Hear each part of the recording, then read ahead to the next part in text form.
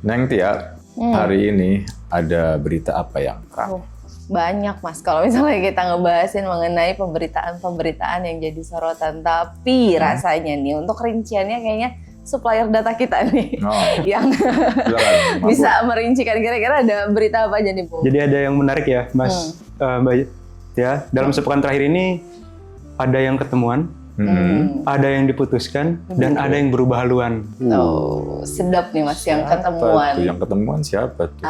Yang ketemuan itu Pak Jonan sama Pak Presiden. Pak Prabowo Subianto. Oke lah kalau begitu untuk ulikannya nih Mas, rasanya kita harus tahan terlebih dahulu karena kita harus sapa terlebih dahulu ini sahabat ngutik dan juga pemirsa Sinpo TV. Assalamualaikum warahmatullahi wabarakatuh. Halo sahabat ngutik dan juga pemirsa Sinpo TV. Salam sehat, salam bahagia, salam ngutik kembali. Ayo kita ngulik politik. Oh yeah.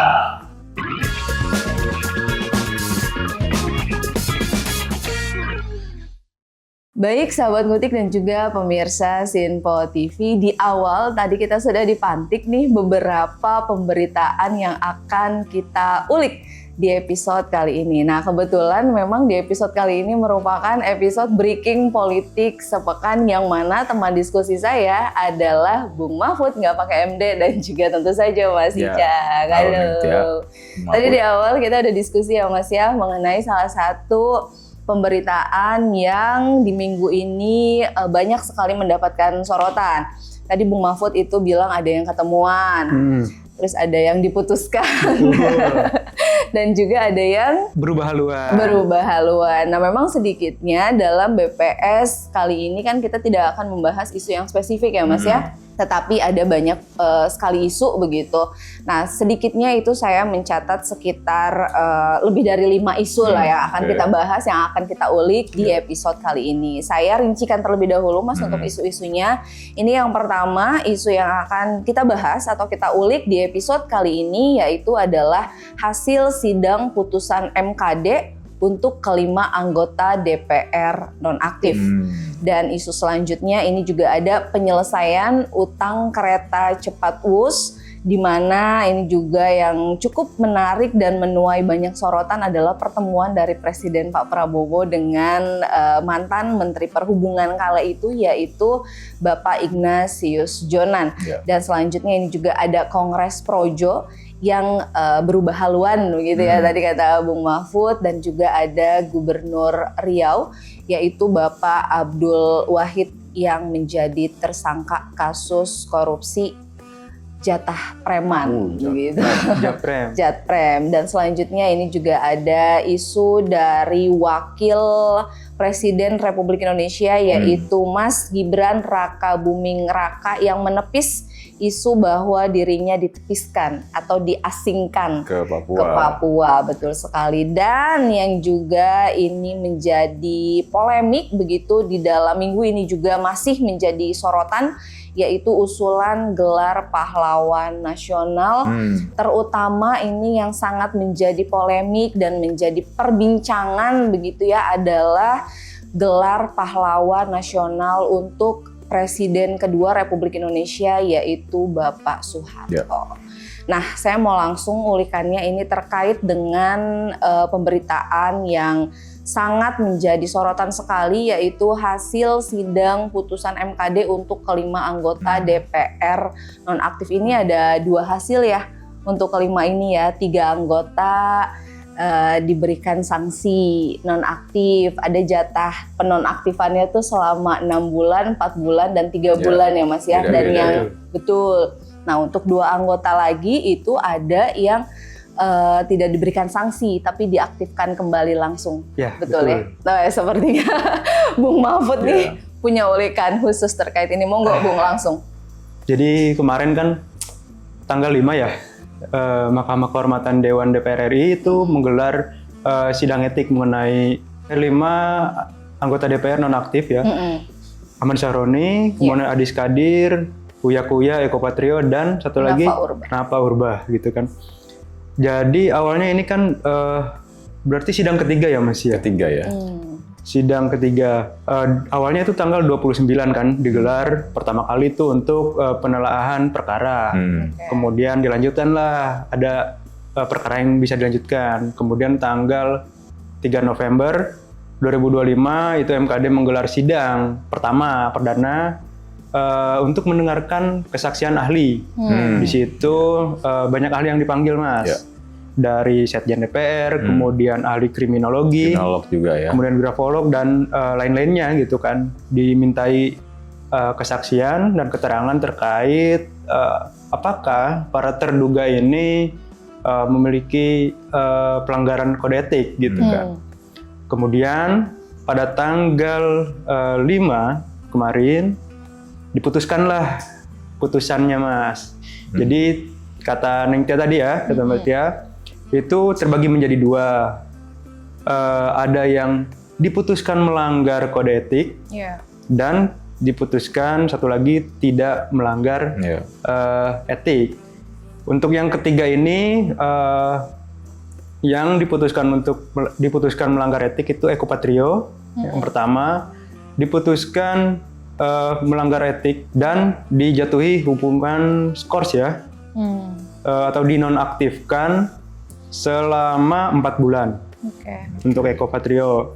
Kemudian Ahmad Sahroni diputuskan bersalah melanggar etik dan dijatuhi hukuman itu dinonaktifkan selama 6 bulan. Kalau nggak salah ada spesifiknya gitu, Bung, masing-masing itu. Oh, ada, Mas. Jadi para terduga ini kelima ini dilaporkannya itu masing-masing kasus berbeda ya.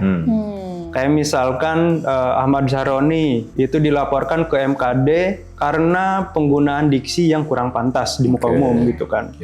Kemudian Nafa Urbah itu dilaporkan ke MKD karena hedon dan tamak. Yang sempat nyebut itu ya transportasi itu ya. Iya, gitu kan. Kemudian Adis Kadir. Adis Kadir ini dilaporkan karena misinformasi. Salah hitung, gitu kan.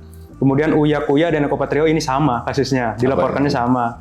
Dianggap bahwa mereka itu merendahkan marwah DPR dengan cara berjoget gitu. Tapi hasil putusannya beda tuh, Bung. Kenapa? Hasil putusannya beda. Jadi setelah penyelidikan dan kesaksian para ahli bahwa diputuskan untuk Kuya diputuskan tidak melanggar etik dan statusnya pun diaktifkan kembali, bisa ngantor kembali lah. Yang sampai sempat mengusap air mata. Iya, itu yang rame di sosial media. Jadi dalam putusannya ini Uya Kuya ini nggak melanggar karena video-video yang beredar itu dianggap hoax. Jadi Uya Kuya ini dianggap korban hoax lah. Itu karena kalau nggak salah ada 2 video berbeda ya, Bung ya. Saat itu ketika berjoget yang di sidang umum, betul. Itu yang dia posting beneran ya. Kalau yang joget-joget ada narasi bahwa 3 juta itu sehari itu ternyata itu kompilasi dari orang lain ya. Kalau nggak salah. Betul sekali. Makanya MKD menilai objektif bahwa Uya Kuya ini menjadi korban hoax. Iya, gitu kan. karena videonya itu ternyata pengakuan Uya Kuya itu video tahun 2020 sekian ya. Iya, betul. Bukan saat itu gitu ya. Nah, beda lagi dengan rekan sejawatnya nih, rekan sesama partainya, Ekopatrio. Dia dijatuhi putusan bersalah melanggar etik gitu kan. Karena dalam putusannya itu terbukti melanggar etik merendahkan marwah DPR dengan cara berjoget, Mas. Yang berarti Eko ini beneran posting sendiri gitu ya. posting sendiri. Yang pakai sound horek itu ya. Betul. Jadi dia berlaga seperti DJ, ya, Mas, waktu itu gitu kan dalam videonya. Kemudian Nafa Urbah juga nih diputuskan melanggar kode etik. Dan dijatuhi hukuman nonaktif selama 3 bulan. Berarti skorsingnya paling kecil tuh ya. Paling kecil, yang paling besar berarti ada Ahmad Sahroni. Pak Ahmad Sahroni dijatuhi karena tadi, Mas, di hukumannya gitu kan. Penggunaan diksi yang tidak pantas dan dianggap melukai masyarakat lah. Habis itu gimana, Bung? Sempat ngecek nggak tanggapan dari publik seperti apa atas putusan ini, Bung? Jadi kan ini cukup ditunggu-tunggu ya putusan mengenai MKD ini gitu kan. Bahwa harapannya masyarakat ini dihukum dengan sepantasnya lah. Alias dengan pemberhentian sekalian gitu, sekalian lah gitu kan. Namun dalam perjalanannya ini banyak yang mengkritik, Mas, mengenai putusan ini gitu kan. Banyak yang bilang bahwa ini tuh gimmick politik lah gitu kan. Terus yang paling cukup keras ini datang dari Formapi ya. Formapi ya. Formapi itu Lucius Carus kalau misalnya.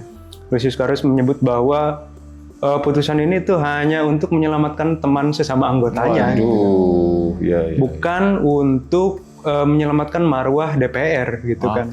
Oke.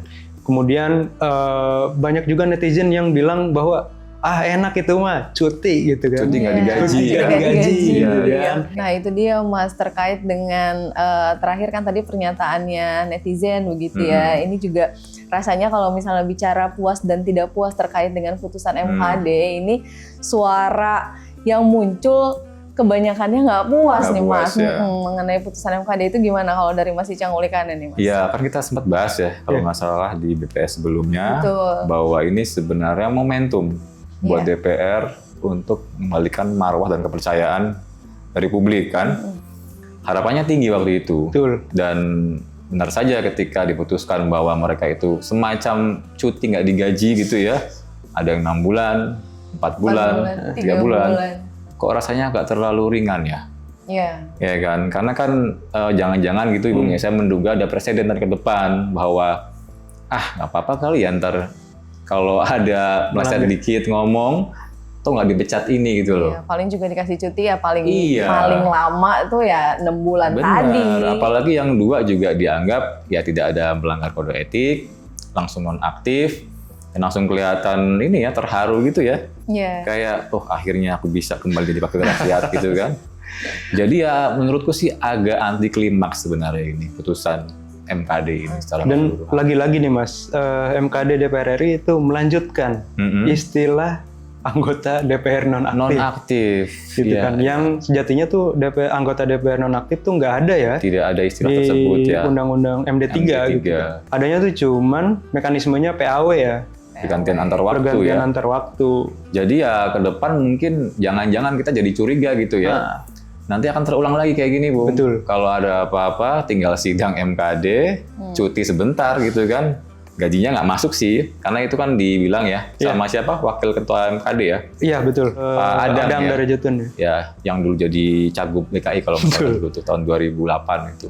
Bahwa hak keuangan sementara dihentikan dulu. Tapi ya kecil lah mungkin, cuma 6 bulan. 6 bulan. Nanti aktif lagi dan mereka sudah mungkin ngerasa udah habis banyak ya untuk kampanye ya. Jadi ya kalau saya pribadi memang agak kecewa sih. Tapi ya sudah, mau gimana lagi itu keputusan dari mereka gitu kan. Iya, tapi Mas kalau misalnya saya boleh bertanya begitu ya. Menurut ulikan Mas Icang maupun Bung Mahfud begitu ya.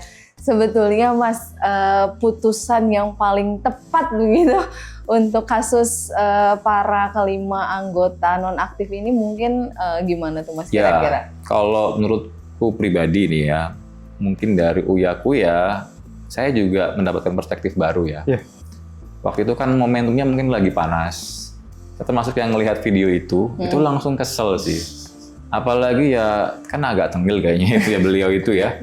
Tapi ketika mendapat penjelasan bahwa itu sebenarnya kompilasi dibuat bukan oleh Uyakuya. Jogetnya beneran, tapi bukan di masa itu. Harusnya emang provokatif sekali sih. Itu tulisan memang ya. Dan saya emang nggak ngecek juga sih bahwa itu postingan siapa. Itu oke lah, karena memang mungkin ada framing di situ. Pak Adis juga mungkin doorstop, mungkin lagi banyak pikiran. Agak slip gitu ya hitung-hitungannya. Tapi kalau yang sisanya ini loh, menurutku sih perlu ada semacam mekanisme akuntabilitas yang tegas supaya ke depan para wakil rakyat ini lebih berhati-hati dalam bersikap. Jadi menurutku ketika waktu itu ada desakan dari publik untuk mereka udah PAW saja, aku sih waktu itu mengharapkan seperti itu ya, untuk mereka berhenti. Malah bagusnya mereka itu mundur saja gitu loh. Ya kan? Tapi kan lagi-lagi kalau kita mundur tetap nanti MKD yang ngurus juga gitu kan. Itu kan kita nggak tahu juga mereka maunya seperti apa MKD ini. Tapi finalnya tetap di MKD. Tetap MKD ya? Tapi sih aku ngelihatnya ini agak anti klimaks, harusnya lebih keras lagi hukumannya. Oke lah Mas Icang dan Bung Mahfud, ini rasanya kita harus lanjutkan ulikannya di segmen selanjutnya karena di segmen ini kita harus jeda terlebih dahulu. Baik sahabat Ngutik dan juga pemirsa Sinpo TV, jangan kemana-mana karena masih banyak juga nih topik-topik lain yang belum terulik. Sesaat lagi kami akan kembali, pastikan tetap di Ngutik, ngulik politik.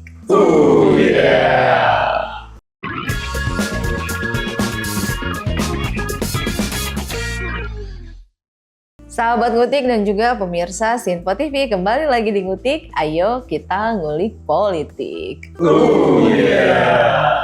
Baik sahabat Ngutik dan juga pemirsa Sinpo TV, di segmen ini kita akan melanjutkan kembali ini topik-topik apa saja yang menjadi sorotan selama 1 pekan ini. Tadi di awal kita sudah membahas mengenai hasil sidang putusan MKD untuk kelima anggota DPR nonaktif. Ini masih banyak topik-topik lainnya yang juga perlu ulikan dari Bung Mahfud dan juga Mas Icang. Nah, selanjutnya aja lah Mas ya, kita ke topik selanjutnya, yaitu ini mengenai penyelesaian utang proyek kereta cepat WUS. Kalau lagi ramai dibilangnya WUS gitu, ini masih ramai juga dibahas, terutama setelah pertemuannya dari Bapak Presiden Pak Prabowo Subianto dan juga mantan Menteri Perhubungan Bapak Ignatius Jonan atau Pak Jonan. Nah, langsung lah saya mau mau tahu ulikannya begitu dari Bung Mahfud dan juga Mas Icang, monggo.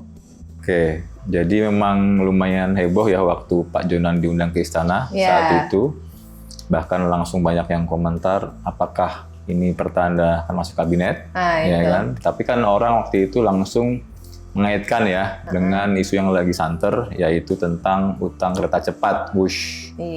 Karena sehari setelah pertemuan itu, ketika meresmikan stasiun Tanah Abang Tanah Abang baru, Pak Prabowo akhirnya dengan tegas, udah nggak usah ribut, saya ambil alih, kita mampu kok, katanya gitu.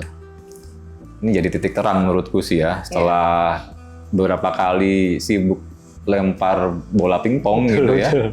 Kali ini Pak Prabowo semacam udahlah kita selesaikan gitu kan. Jadi akhirnya kalau menurut Pak Rosan ini akan ada semacam kolaborasi Bung ya. Tapi memang secara konsep masih dimatangkan, yaitu nanti mungkin arahnya kata Pak Rosan bahwa untuk prasarana itu bagian pemerintah, untuk operasional itu bagian BUMN. Jadi semacam berbagi beban. Pak Prabowo sempat menyebut sekitar 1,2 T nanti untuk pemerintah andilnya gitu kan. Tapi yang menarik adalah memang sebelum di Tanah Abang itu, sehari sebelumnya ketemu dengan Pak Jonan. Ini menarik buatku, karena kita tahu beliau ini mungkin yang salah satu yang paling paham ya. Saat itu jadi Menhub, dan salah satu yang mungkin terlihat sangat kontra sebetulnya dengan proyek tersebut. Meskipun keduanya itu tidak secara tegas mengatakan membahas WUS ya Bung ya. Tipis-tipis aja lah ya Pak Prabowo bilang gitu ya. Bahkan Pak Jonan tuh menolak dengan keras berapa kali ya. Nggak bahas itu ya? Saya kan rakyat biasa katanya gitu kan. Tapi ya ada lah diminta pertimbangan.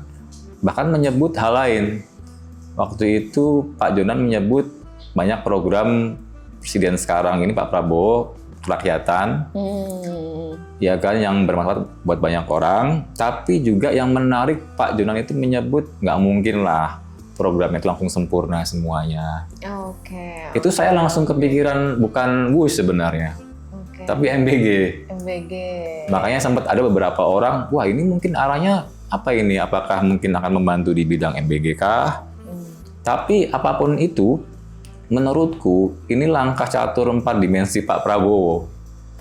Yaitu ketika esok harinya memutuskan secara masih lisan gitu ya, arahan beliau, bahwa orang akan melihat sehari setelah bertemu dengan seorang teknokrat yang handal, Pak Jonan, diputuskan oleh Pak Prabowo, oke, pemerintah akan turun untuk membayar. Jadi semacam ada legitimasi, Bung.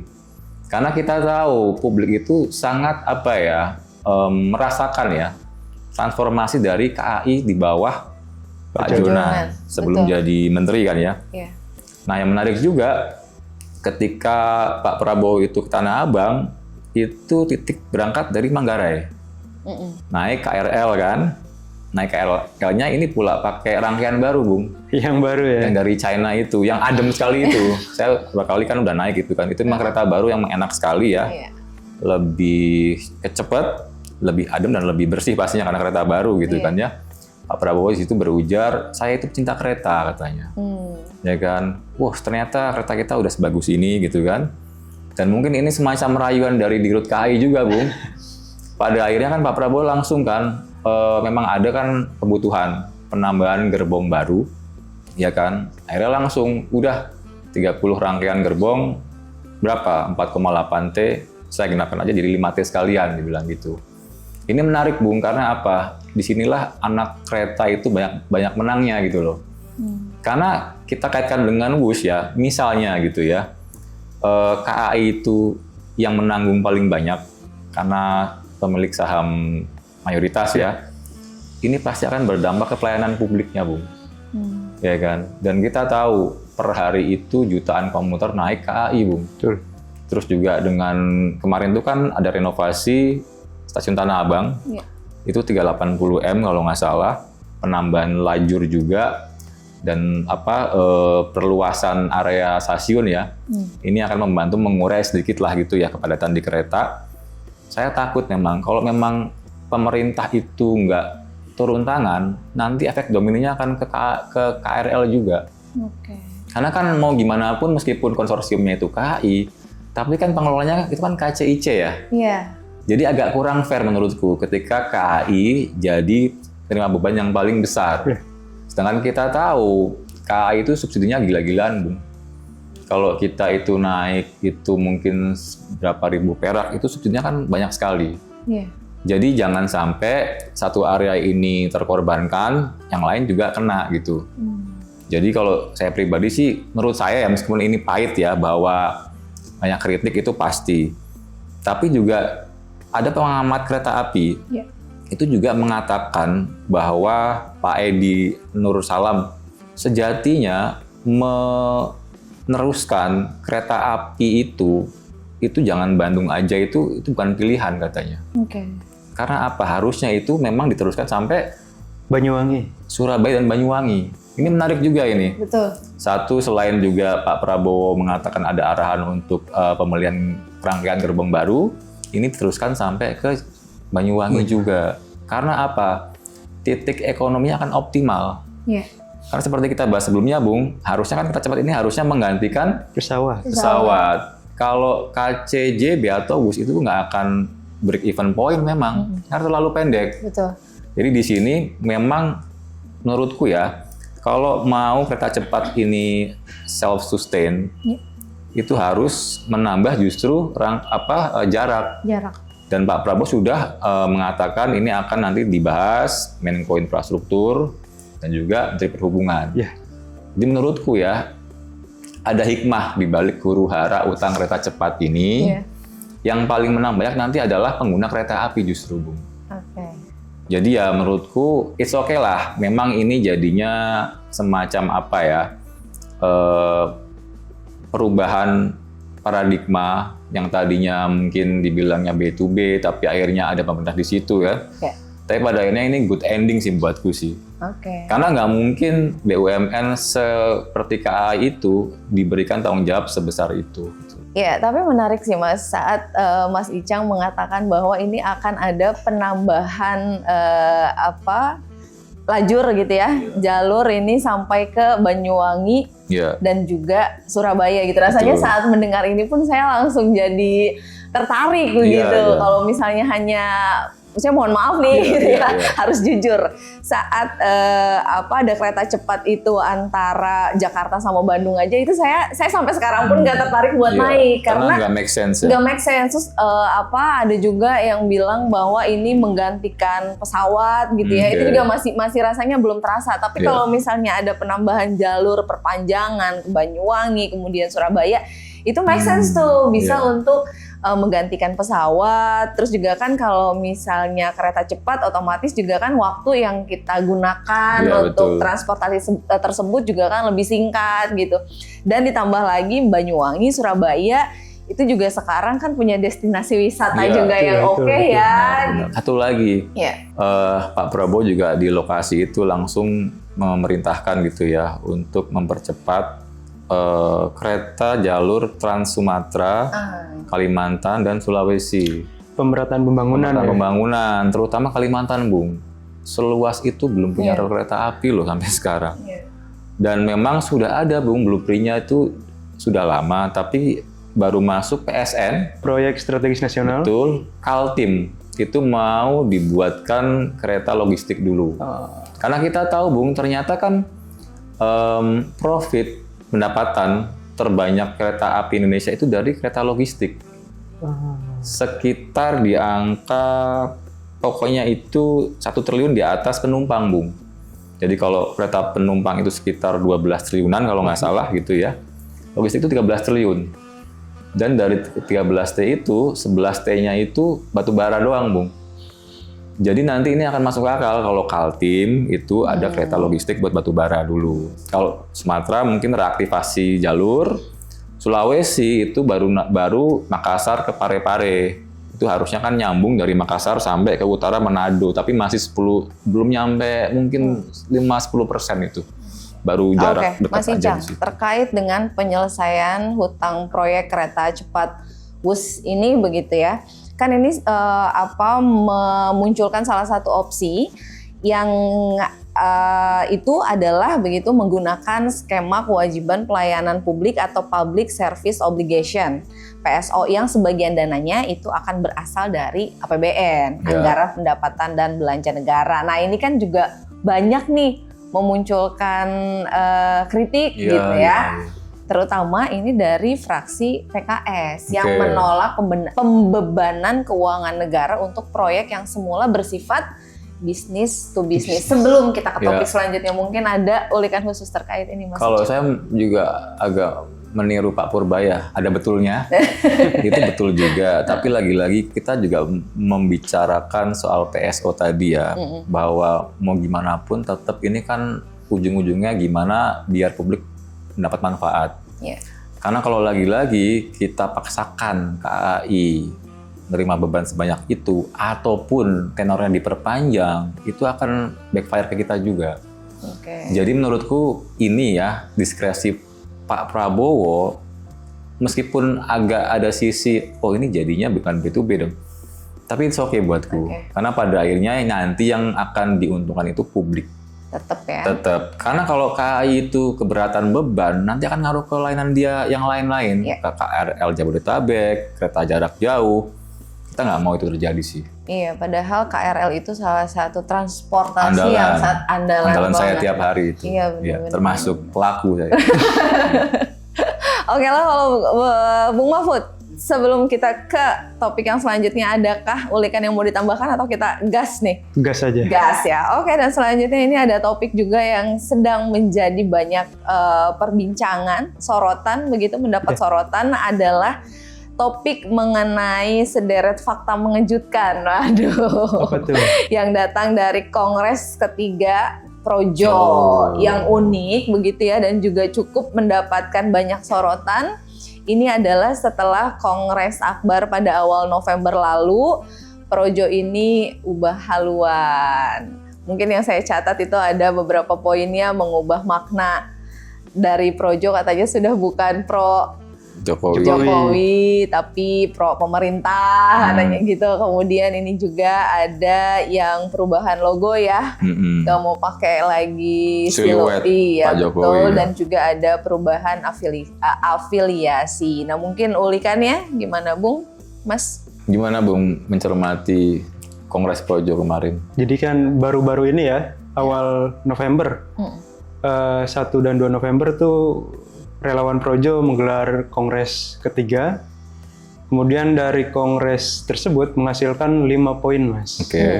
Yang pertama itu mendukung pemerintahan Prabowo Gibran. Kemudian poin kedua nih, Mas, yang cukup menarik nih, yang sekiranya berubah haluan nih. Di yang kedua ini mendukung agenda politik dan juga menyukseskan Presiden Prabowo 2029. Presiden Prabowo. Cuma aja Presiden ya. Prabowo. Tidak ada embel-embel. Nggak ada Gibran. embel-embel yang lain. Oke. Kemudian 3, mendorong persatuan nasional. Oke. Yang keempat ini transformasi organisasi yang Ya. salah satunya tadi merubah logo yang nantinya merubah logo. Kemudian yang kelima ini mendukung pemerintah untuk mewujudkan Indonesia Emas 2045. Ada yang lebih menarik Mas dari hasil kongres tersebut. Jadi ketumnya ini Budi Ari dalam kongres tersebut itu mengumumkan atau meminta izin lah kepada anggotanya, beliau ini ingin bergabung ke dalam suatu partai. Ya. Oke. Partai apa itu? Partai Gerindra. Gerindra. Partai Gerindra. Yang menariknya setelah beliau ini mengumumkan ingin bergabung dengan Partai Gerindra, Ketua Harian DPP Gerindra, Prof. Sukni Dasko Ahmad, yang waktu itu juga hadir dalam kongresnya, merespon Mas. Jadi merespon ya belum dengar lah gitu Belum kan. dengar langsung. Belum Betul. dengar langsung. Padahal di situ ada Budi Arinya kalau nggak salah. Betul. Iya, iya. Betul. Nah terakhir ini Prof. Dasko itu mengkonfirmasi bahwa Budi Ari ini belum resmi tergabung ke dalam Partai Gerindra. Namun di sisi lain Ketua Dewan Pembinanya juga Ahmad Ruzani mengatakan bahwa kita terbuka aja gitu kan dari kelompok manapun yang ingin bergabung selama mereka ini memenuhi syarat gitu kan. Oke, nah terkait dengan Pak Budi Ari ya selaku Ketua Umum dari Projo ini yang ingin bergabung ke Partai Gerindra, itu ramenya nih Mas katanya cari backingan politik gitu. Oke. Tapi Itu dia. ulikannya ditahan dulu karena kita harus jeda dan kita akan melanjutkan diskusi ini, obrolan ini di segmen selanjutnya. Sahabat Ngutik dan juga pemirsa Sinpo TV jangan kemana-mana karena sesaat lagi kami akan kembali, pastikan tetap di Ngutik, Ngulik Politik.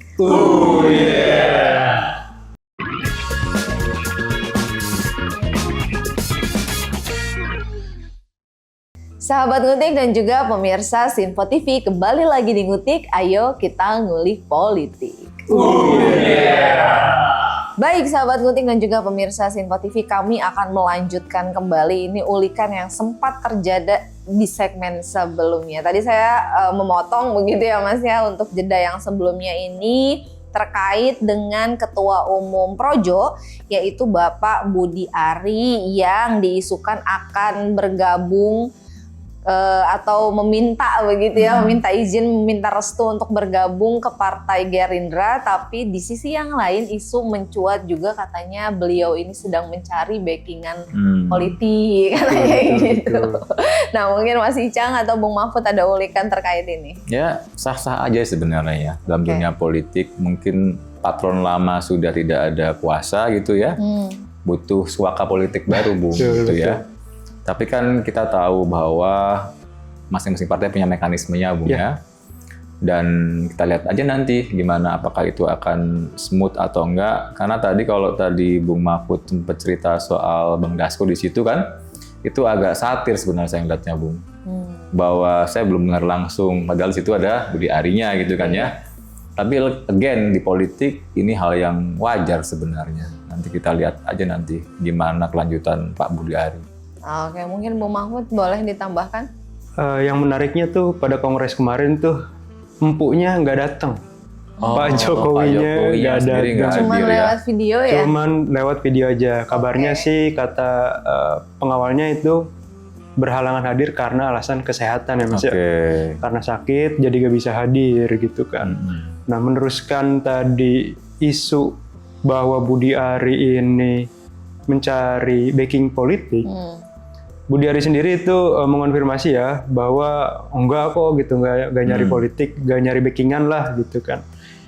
Tapi di satu sisi Pak Budi ini banyak juga ya yang bilang ini tuh mencari suaka politik, backingan politik. Kemudian dibandingkan dengan sikap Gerindra yang sampai saat ini dingin. Agak dingin ya. Yap. Saya melihatnya itu mungkin Partai Gerindra saat ini masih mengkalkulasi ya, mengkalkulasi baik buruknya, mengingat Budi Ari ini ketika menjabat menteri itu cukup kontroversial ya. Apalagi selama ini terus dikaitkan dengan kasus judi online gitu kan. Makanya Partai Gerindra di satu sisi mungkin sedang mengkalkulasi baik buruknya, kemudian menilai atau menimbang apakah jika bergabung ini akan menjadi beban politik nantinya gitu kan. Mengingat Partai Gerindra saat ini sedang dalam performa terbaiknya nih, lagi tren positif gitu kan. Tapi yang lucu ini ya soal haluan nama itu ya, Projo. Iya. Yang katanya, oh bukan Pro Jokowi. Tapi kan kita punya jejak digital ya, Bung. Iya betul. 2015 itu Budi Ari Pro Jokowi gitu. Iya, terus juga di akun ininya resminya juga masih Pro Jokowi namanya itu. Iya. Emang oke lah itu ngelesnya Pak Budi Ari mungkin ya. Projo itu dari kata Sanskerta, artinya itu negara atau negeri, atau juga bahasa Kawi artinya itu rakyat. Itu emang bener. Kan Pamong Praja kan artinya kan pengasuh rakyat. Praja Muda Karana ya artinya kan gitu kan, rakyat muda yang suka bekerja. Tapi ya oke lah itu mungkin silatnya Pak Budi Ari lah ya gitu ya. Jadi isu politik yang ramainya tuh after kongresnya ya kan, setelah kongresnya jadi langkah politik Budi Arinya kan yang disorot nih, antara ingin bergabung karena mencari politik atau emang ini perpisahan dengan Pak Jokowi gitu kan. Namun di satu sisi banyak juga yang menilai bahwa langkah Budi Ari untuk ingin bergabung dengan Partai Gerindra ini juga kabarnya mendapat restu dari Jokowi gitu kan. Jadi seperti politik ambiguitas gitu kan. Politik ambiguitas, apakah jangan-jangan kan banyak ya satu sisi ini tanda perpisahan Budi Ari Projo dengan Jokowi. Atau malah sebaliknya, ini adalah langkah catur dari Pak Jokowi sendiri. Iya, memuluskan Prabowo Gibran untuk 2 periode, kabarnya. Entahlah gitu kan. Kita lihat nanti lah gimana itu. We'll see. Oke, dan untuk selanjutnya ini juga masih ada beberapa topik yang juga perlu ulikannya ini dari Bung Mahfud dan juga Mas Icang. Satu topik yang akan saya sebutkan begitu ini terkait dengan Gubernur Riau, yaitu Abdul Wahid ini yang resmi ditetapkan dan ditahan KPK atas dugaan pemerasan terkait proyek infrastruktur di Dinas PUPR Riau. Nah, diungkapkan oleh KPK terkait modus operandi yang dilakukan Gubernur Bapak Abdul Wahid ini cukup mencengangkan. Begitu karena salah satunya adalah diduga meminta setoran uang atau jatprem ya, jatah preman dari proyek-proyek di Dinas PUPR Riau tersebut. Langsung lah ulikannya, Bung Mahfud, Mas Icang. Ini apa ya, rekor Bung ya? Kuatrik ya. Kuatrik. Bukan hat-trick lagi, tapi kuatrik atau 4 kalinya. 4 kali wilayah Riau ini pemimpinnya tersandung, terseret korupsi di level gubernur tuh ya. Yang pertama itu Pak Saleh Jasid, waktu itu korupsi pemadam, mobil pemadam. Itu kan beliau ini belum dipilih langsung Bung ya. 98 waktu itu ya. 98 2003 baru ketahuannya itu ketika udah nggak menjabat. Tahun 2008. Habis itu Pak Rusli Zainal saat itu suap pengadaan venue PON dan juga izin lahan hutan 2013. Selanjutnya itu ada Pak Anas Mamun. Itu hampir mirip, suap alih fungsi lahan juga tahun 2014. Yang terbaru Pak Abdul Wahid ini terkait dengan proyek jalan dan jembatan di Riau. Saat itu ketika berita pertama kali muncul, OTT gitu ya, masih ada pembelaan dari Pemprov waktu itu, humasnya bilangnya, oh ini bukan OTT katanya, cuman dimintai keterangan. Akhirnya 10 orang ditangkap Bung ya. Ada Pak Gubernur sendiri, orang kepercayaan. Setelah itu ada Ketua Dinas PUPR-nya. Satu lagi itu nyerahkan diri akhirnya, tenaga ahlinya sendiri yang berperan sebagai pengepul dan perantara Bung. Sisanya 6 itu adalah ketua UPT wilayah masing-masing, Bung. Pelaksana teknis di daerahnya masing-masing. Jadi Pak Gub ini ternyata meminta fee, bahasa halusnya fee itu Bung ya, jatah preman itu sejumlah 7 miliar. 7 batang. 7 batang kodenya kan. Kodenya. Karena saat itu anggarannya untuk infrastruktur di Riau ada kenaikan, Bung. Dari 70M jadi 170M. Cukup signifikan. Atau naik 100M. Nah, atas kenaikan ini Pak Gub minta bagian. Yang sudah diberikan sampai November itu sekitar 4 miliar, Bung. Jadi masih sisa 3 miliar. Dan ini sangat ironis ya, karena di saat yang bersamaan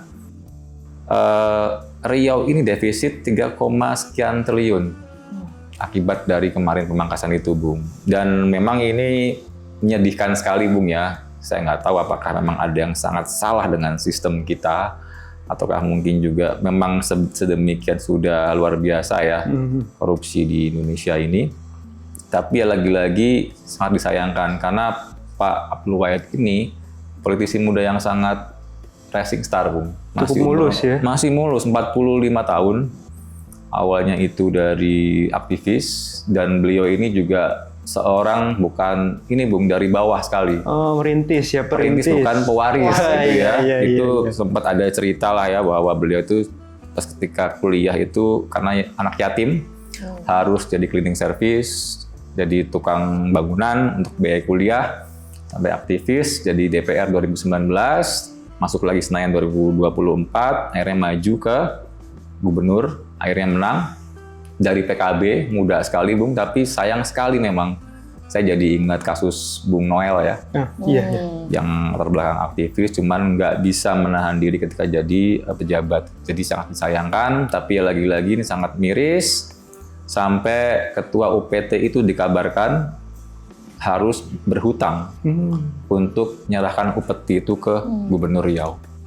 Dan itu lagi, Mas ya, terkait dengan kenapa ini dikaitkan mengenai korupsi jatah preman itu, karena kalau nggak salah dari proyek ini Pak Gubernur tersebut meminta jatah 5% ya? Betul, yang tadinya mereka sanggupnya 2,5% katanya, tapi beliau nggak, minta 5%. Sama ada ancaman untuk mutasi atau... Itu.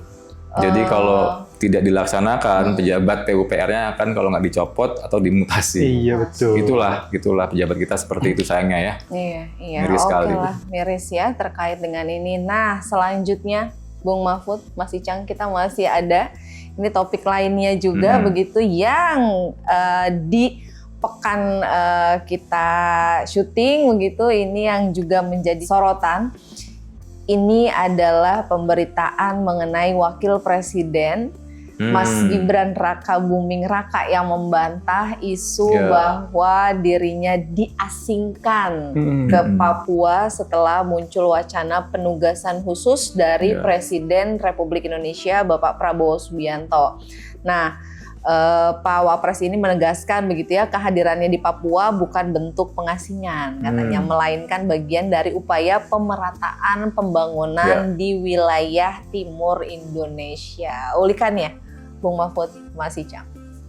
Jadi kalau kita membahas konteksnya, bahwa kan memang salah satu semacam tugas khusus ya, betul, untuk Mas Gibran ini adalah pembangunan di Papua. Saat kemarin itu kan di Manokwari ya, di Papua Barat itu beliau memimpin rapat percepatan pembangunan Papua bersama dengan gubernur dan kepala daerahnya. Konteksnya adalah sebenarnya itu ingin meluruskan mungkin ya semacam stigma bahwa Papua ini bukan tempat pembuangan loh, bukan tempat pengasingan loh. Tapi karena mungkin yang mengatakan itu Mas Gibran jadi heboh, Bung. Jadi politis. Padahal ini sebenarnya niatnya baik ya. Bahwa janganlah kita melihat Papua ini sebagai tempat pembuangan. Ini masih NKRI loh. Justru Papua itu harus diberikan perhatian khusus. Sudah 2 tahun ini Mas Gibran itu mencatat ya bahwa ada sekitar 190 triliun, Bung, dana otsus Papua. Itu di luar TKD dan dari KL loh itu. Cukup besar ya, Mas. Sangat besar sekali, tapi mungkin memang belum maksimal. Dan kemarin itu kan ada 2 lembaga yang ini ya diperintahkan untuk mempercepat pembangunan itu. Dan memang sudah 3 kali ya Mas Gibran ini ke Papua. Sebelumnya ke Jayapura, Merauke, sekarang di Manokwari. Bahkan yang cukup agak nggak biasa juga ke tetangga sebelahnya, Bung. Mana tuh? Papua Nugini. Waktu ulang tahun kemerdekaan 50.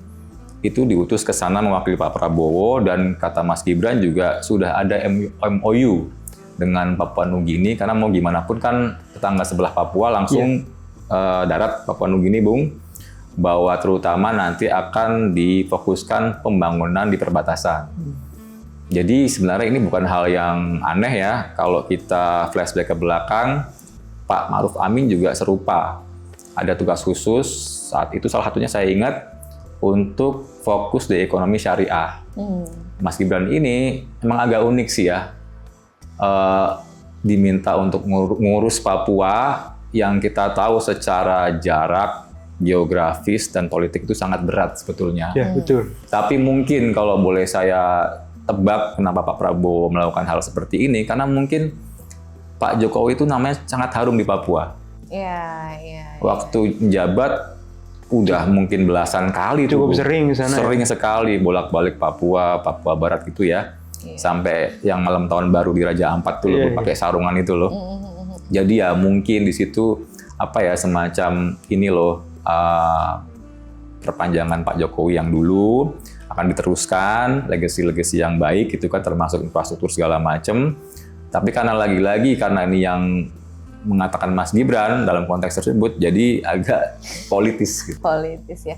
Dan mungkin menambahkan sih, kalau misalnya Pak Jokowi itu cukup kental dekat dengan Papua, itu rasanya saya pun merasakan sih. Kenal Raja Ampat juga rasanya pas eranya Pak Jokowi ya, kayaknya lumayan, Raja Ampat tuh mulai akhirnya dikenal ya, gitu. sampai naik motor di Pegunungan Bintang juga, yang sampai akhirnya juga banyak yang meninggal waktu itu, Bung, ya, pekerjaannya itu juga. Ya banyak lah waktu itu ya. Iya. Mungkin sedikit untuk menutup topik yang mengenai isu Mas Wapres ini begitu ya. Mas Wapres juga menekankan ini pentingnya mengubah persepsi publik bahwa Papua adalah daerah tertinggal dengan mendorong pembangunan infrastruktur dan SDM agar setara dengan wilayah lain di Indonesia. Nah, untuk menutup ulikan ataupun episode kali ini, satu topik yang lain adalah ini menjelang peringatan Hari Pahlawan, nanti tanggal 10 November mendatang nih ada wacana pemberian gelar pahlawan nasional. Wah, ini terutama kepada Presiden kedua Republik Indonesia, yaitu Bapak Soeharto, yang kembali menuai pro dan juga kontra. Gimana tuh Mas Icang, Bung Mahfud? Jadi kan rame ya kemarin rame. Pak Soeharto ini dimasukkan ke dalam list 49 nama ya. Yang diajukan untuk menjadi pahlawan gitu kan. Namun dalam perjalanannya tuh banyak yang menolak ya. Baik dari kalangan aktivis, LSM maupun partai politik. Salah satunya waktu itu Bu Mega ya, yang waktu itu kencang ya. Kencang waktu ini, Bung, pidato di acara 70 tahun KAA di Blitar. Itu waktu itu sampai berapi-api ya, menceritakan bahwa ya Bung Karno lah ya, ayahanda beliau itu bahkan sampai harus menunggu 58 tahun untuk dicabut TAP MPRS nomor 33 tahun 67, bahwa Bung Karno dituduh sebagai pengkhianat bangsa dengan dituduh mendukung PKI untuk kudeta. Bu Mega dengan berapi-api bilang, mana mungkin Bung Karno mengkudeta siapa? Dirinya sendiri, dia bilang gitu. Terus juga ada perkataan Bu Mega, jangan main-main loh sama pahlawan, nggak mudah loh, dia bilang gitu. Terus juga ada Ripka Ciptaning ya, keras juga, langsung bilang saya menolak keras. Dari PDIP juga. Dari PDIP juga, lalu Mbak Puan juga. Lebih halus ini. Lebih halus, tapi semacam coba lebih teliti lagi ya, dicermati bagaimana perjalanan 32 tahun itu seperti apa. Kalau yang lumayan belak-belakan, jubir PDIP, Guntur Romli, bahwa memang ada catatan kelam ya, terkait korupsi dan HAM, juga menyebut kasus Talang Sari, tindakan misterius, ya kan, korupsi yang besar sekali. Ini juga Bung, Frans Mari Suseno juga, bahwa pahlawan itu adalah seorang yang tanpa pamrih untuk negara dan bangsanya, tapi Soeharto kalau menurut Frans Magnis itu sudah memperkaya dirinya sendiri gitu loh Bung. Tapi di luar itu saya melihat memang ini sepertinya semacam ada obsesi dari seorang Fadlizon. Iya.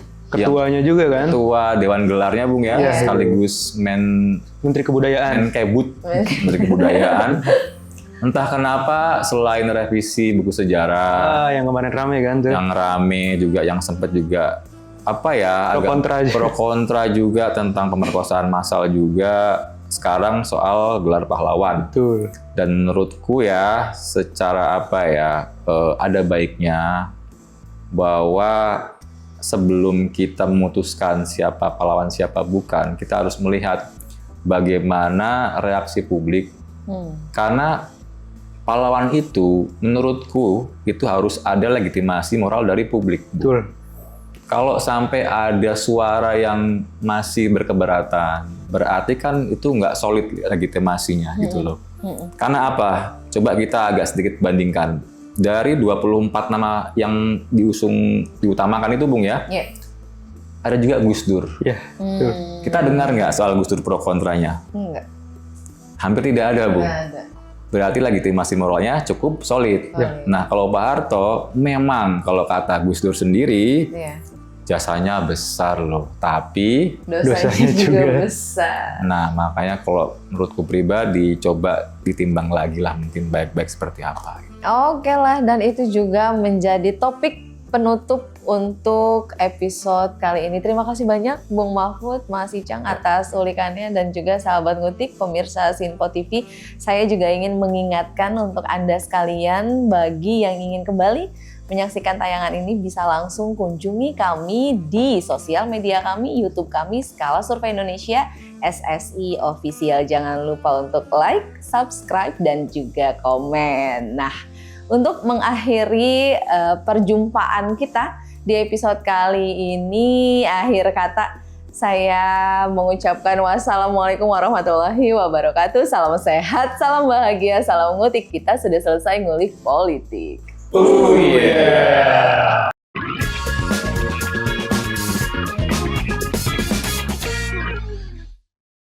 Berkolaborasi dengan. Terima kasih sudah menonton video ini sampai akhir ya. Agar tidak tertinggal video-video kami selanjutnya, yuk jangan lupa tekan tombol subscribe dan nyalakan lonceng notifikasinya. Dan untuk berdiskusi, silahkan tulis pendapatmu di kolom komentar ya.